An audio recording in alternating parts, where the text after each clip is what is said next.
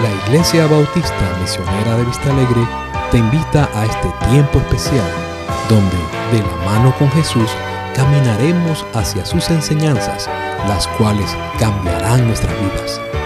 Empezaremos a caminar de la mano con Jesús por medio de los estudios sistemáticos del Nuevo Testamento, libro por libro y capítulo por capítulo. Seguimos esta semana con el capítulo 2 del libro de Mateo.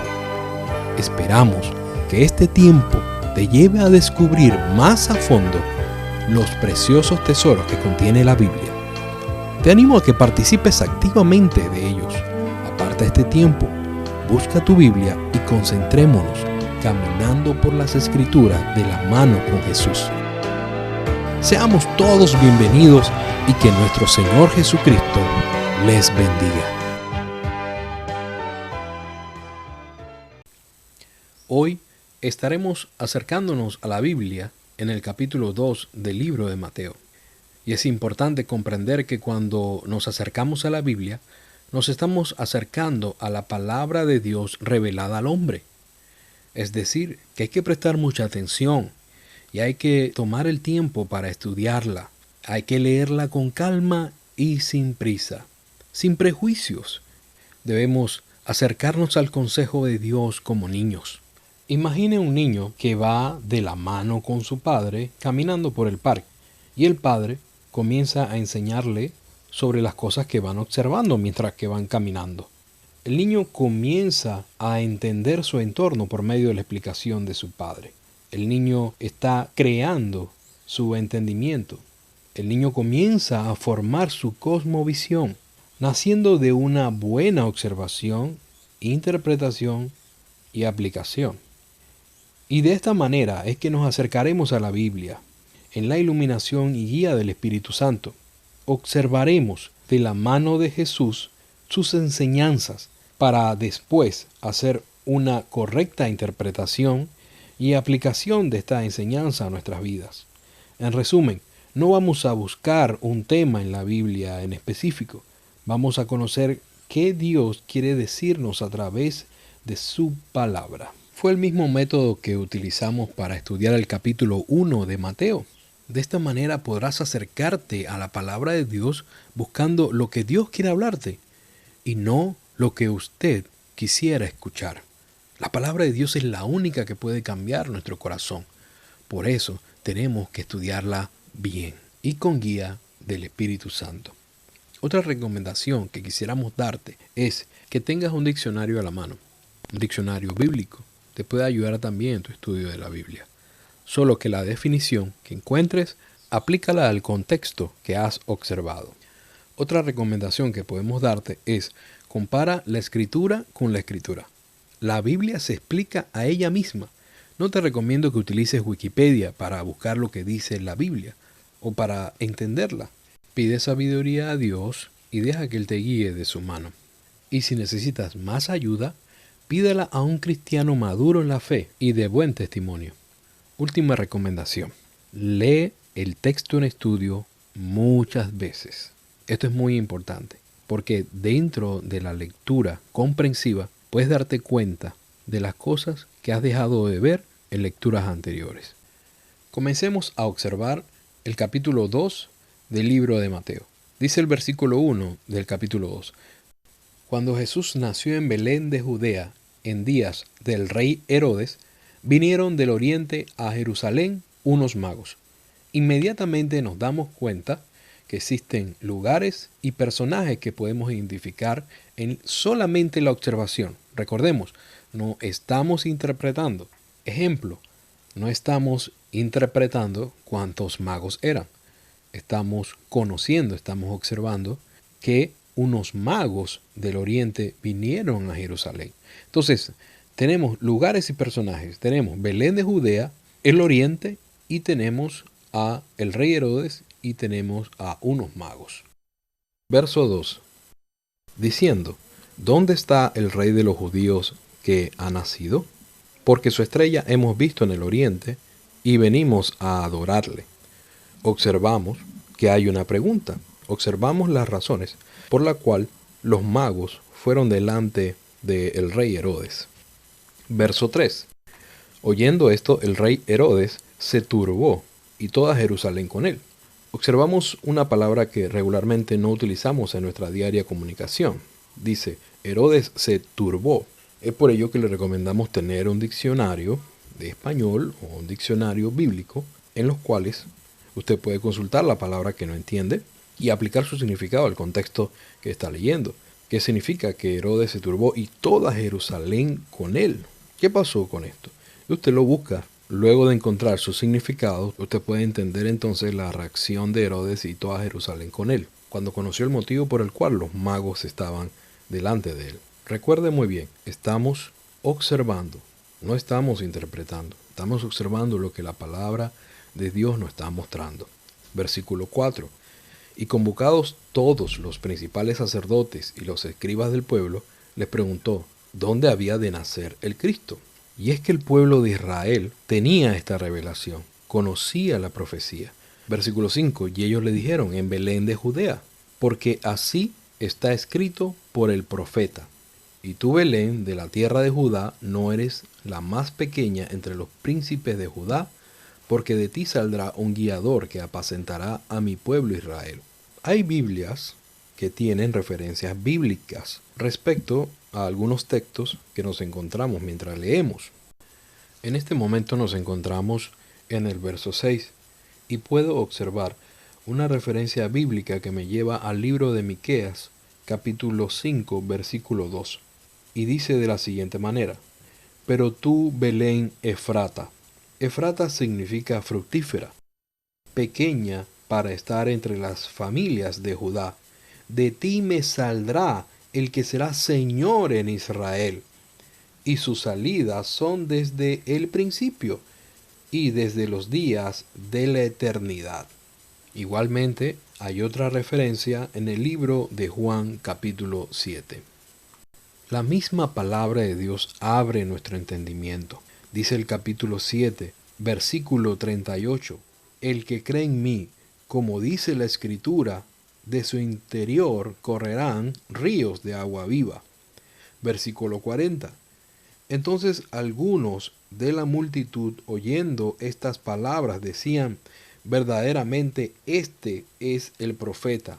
Otros decían, este es el Cristo. Pero algunos decían, ¿de Galilea ha de venir el Cristo?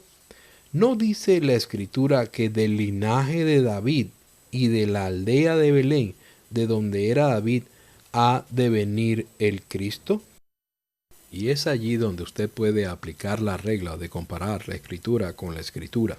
Luego de mucha observación que usted puede llegar a hacer, resaltan preguntas normales que podemos hacer al texto. Como les indiqué, es como el niño que va de la mano con su padre. Y el padre explica al niño el entorno que está viendo. El niño lógicamente hará preguntas sobre el entorno que está viendo y que el padre le está explicando. Y una de las preguntas que yo me he hecho luego de mucha observación es, ¿por qué el pueblo de Israel, si conocía la profecía del profeta Miqueas, si conocían que ellos tendrían un salvador, un guiador para el pueblo, ¿por qué no lo esperaban? ¿Por qué unos magos? ¿Por qué extranjeros preguntan por una profecía que podríamos decir que era netamente judía? Y por esa misma observación también resaltó la pregunta, ¿quién eran estos magos? Investigando sobre esto, pude encontrar que los magos eran sabios o videntes de una tribu de Media, en Persia, que interpretaban sueños y cumplían funciones sacerdotales. Después de una rebelión fracasada contra los persas, los Magoi, que así se llamaba la tribu, se convirtieron en una tribu sacerdotal, semejante a la de los levitas de Israel.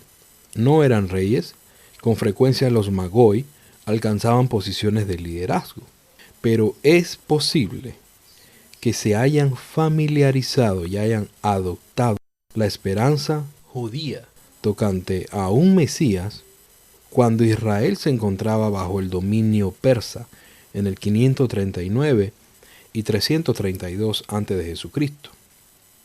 Hay historiadores como Josefo, Tácito, entre otros, que dan testimonio de una expectativa universal en torno a un redentor en esa época aproximadamente. Y es que el pueblo de Israel, siendo un pueblo, o teniendo que ser un pueblo santo, un pueblo apartado para Dios, tenían también el propósito de cumplir la misión redentora de Dios para la humanidad.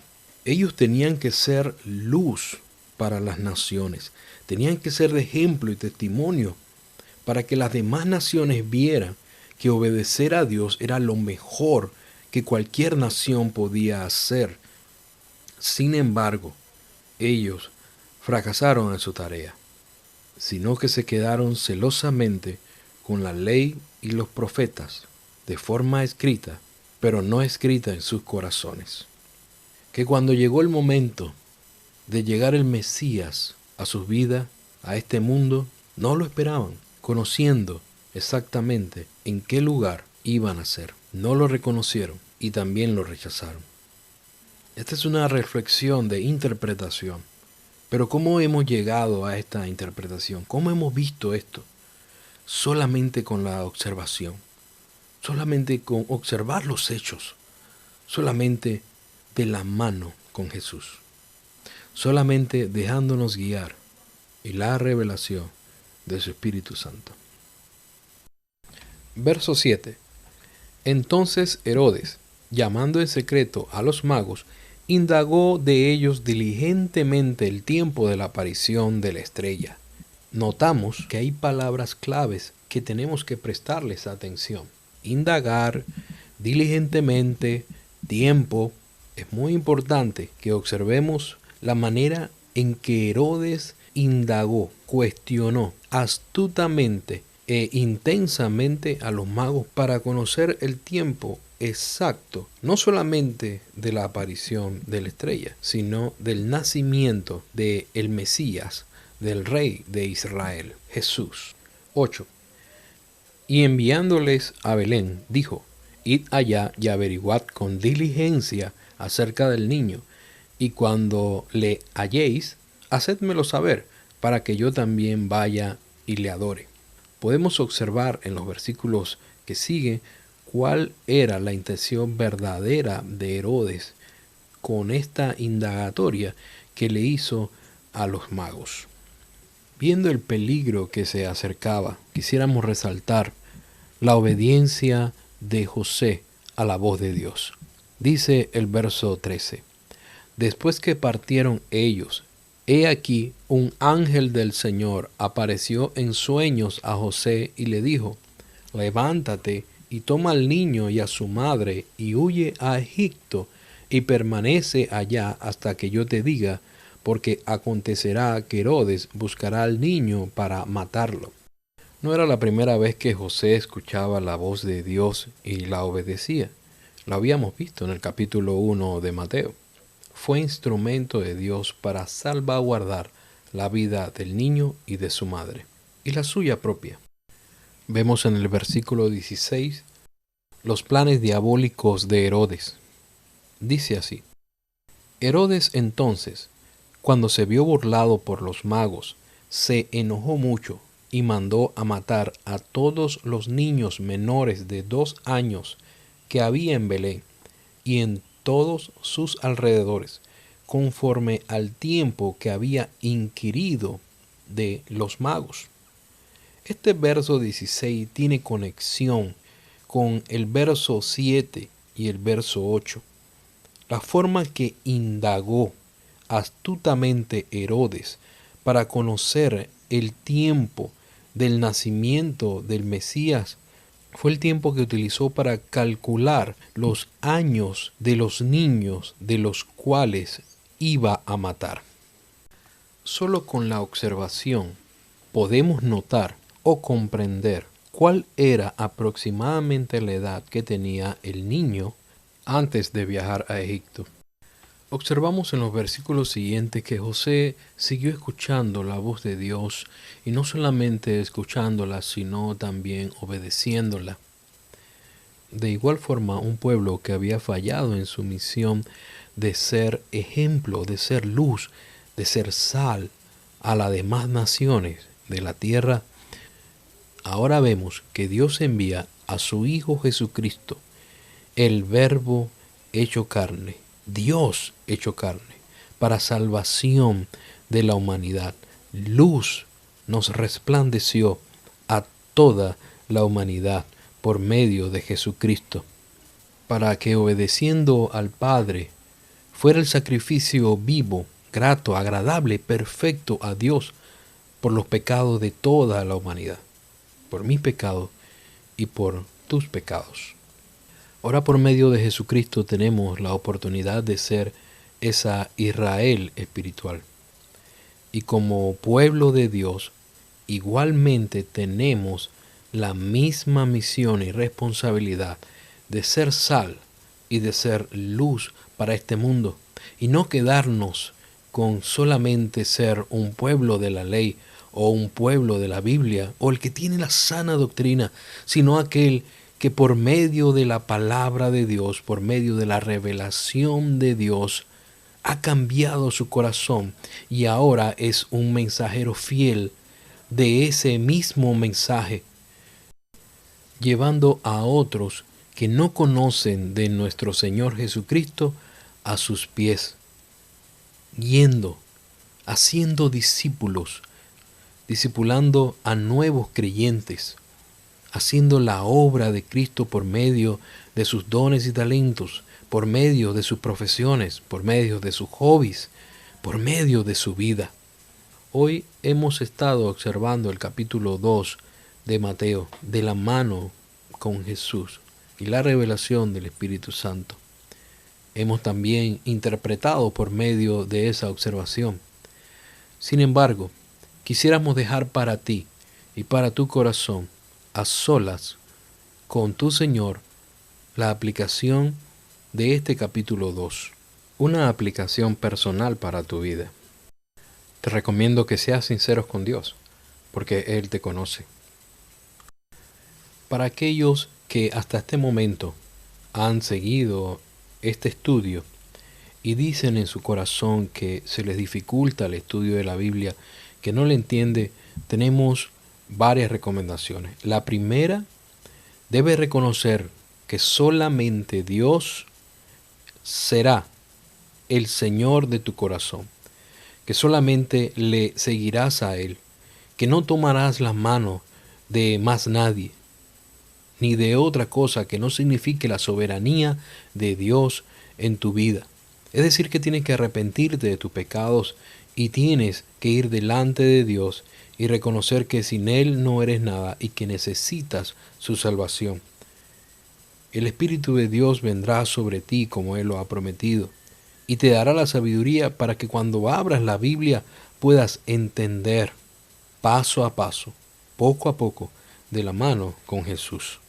Te invitamos para que lo hagas, porque lo único que te puede hacer libre es Jesucristo. Lo único que te puede dar crecimiento es la palabra de Dios. No te quedes sin conocimiento, no te quedes sin crecer. Estudia la palabra de Dios, toma tiempo para ello, porque de ella emana la vida. Y porque no solo de pan vivirá el hombre, sino de toda palabra que sale de la boca de Dios. Es tu alimento, es mi alimento, es nuestro alimento. Sin ella no podremos crecer, sin ella no podremos nutrirnos, sin ella no podemos tener una revelación verdadera y sin ella moriremos.